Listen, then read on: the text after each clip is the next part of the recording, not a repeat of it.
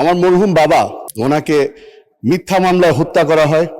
আমার বিরোধী দলের বন্ধুরা এত বছর নির্যাতিত হওয়ার কারণে তারা এখন আর কাউকে বিশ্বাস করে না। বিসমিল্লাহির রহমানির রহিম। মাননীয় স্পিকার, আপনাকে ধন্যবাদ। প্রথমত এই জিনিসটা বলা দরকার, আজকে আমার এখানে থাকার কথা ছিল না, আমার এখানে দাঁড়িয়ে বক্তব্য রাখারও কথা ছিল না।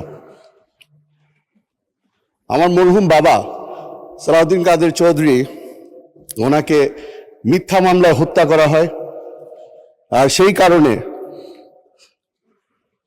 the Almighty in his great wisdom has decided that I stand here in his stead. আমি যদি কোনো ভুল করে থাকি আমাকে ক্ষমা করে দিবেন, তবে প্রথমবারের মতো বক্তব্য রাখছি এই সংসদে, কিছুটা তো নার্ভাসনেস আছে। মাননীয় স্পিকার, আমি প্রথমে আপনাকে ধন্যবাদ জানাতে চাই।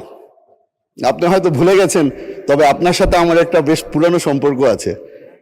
আমার বাবা যখন বাংলাদেশ জাতীয়তাবাদী দল জয়েন করে, সেই প্রস্তাব আপনি নিয়ে গিয়েছিলেন, আর তার মাধ্যমেই, যেহেতু আমার বাবা জাতীয়তাবাদী দল এবং জাতীয়তাবাদে বিশ্বাস করতেন, সেই কারণে আজকে আমি মাননীয় প্রধানমন্ত্রী তারেক রহমান সাহেবের দলে যোগ দিয়ে ওনার সংসদ সদস্য হিসেবে দাঁড়িয়েছি।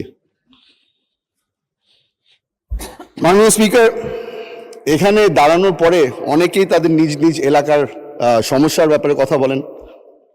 আমি আজকে সেটা থেকে একটু দূরে সরে যাচ্ছি। রাঙ্গুনিয়া চট্টগ্রাম 7-এর জনগণ আমাকে ভোট দিয়ে এখানে পাঠিয়েছে, কারণ তারা বিশ্বাস করেছে যে আমার মধ্যে হয়তো সেই ক্যাপাবিলিটিটা আছে, যেটার মাধ্যমে এই এলাকার সব সমস্যার সমাধান আমি খুঁজে পাবো। মাননীয় স্পিকার, বর্তমানে আমরা একটা জিনিস নোটিস করছি, সেটা হচ্ছে এই সংসদের মধ্যে একটা ট্রাস্টের ল্যাকিং চলে এসেছে।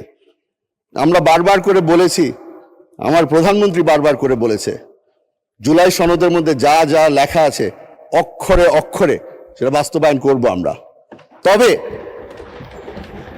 আমার বিরোধী দলের বন্ধুরা যেটা বিশ্বাস করতে রাজি না। হয়তো এত বছর নির্যাতিত হওয়ার কারণে তারা এখন আর কাউকে বিশ্বাস করে না। তবে আমি বলে রাখি, আপনারা যেভাবে করে 17 বছর নির্যাতিত হয়েছিলেন, আমরা এখানে যারা উপস্থিত আছি আমরা সকলেই নির্যাতিত হয়েছিলাম। আপনারা যেভাবে করে এখানে সংসদ সদস্য আছে যে আয়না ঘরে অনেক বছর ছিলেন, আমিও সেই একই আয়না ঘরে 7 মাস হয়ে এসেছি। বেশ লম্বা জার্নি ছিল আয়না ঘর থেকে এই সংসদ পর্যন্ত। আশা করি আমার উপরে তারা ভরসা রাখবে। আশা করি যারা যারা এখানে নির্যাতিত, যারা এখনো এই গুমের শিকার, যারা এখনো প্রিয়জনকে ফিরে পায়নি, তাদের উপরে ওনারা ভরসা রাখবেন।